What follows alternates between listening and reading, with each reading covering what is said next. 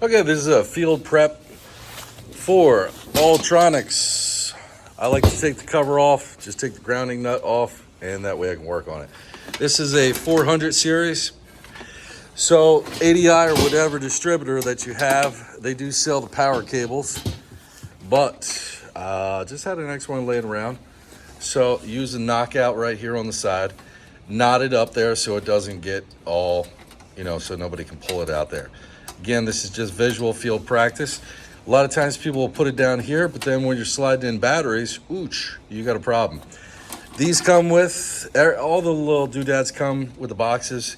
This is for your battery. If you're just using one battery, great. If not, you can connect two batteries. I always like to just put a little wire tie right there and keep it there for, future later down the road. But red, black, you can read the manual on this. And the ground goes straight into the ground together. Visual, I'm a visual learner. Black, white, green, and green. Very simple up there. This is fire alarm.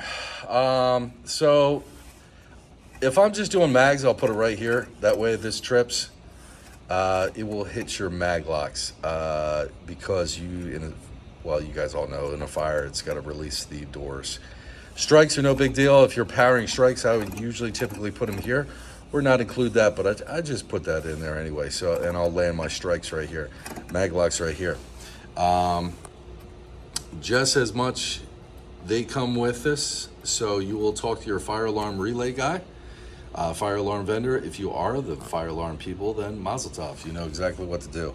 So we just always point that out, get it ready for them, put the mag locks, power on there.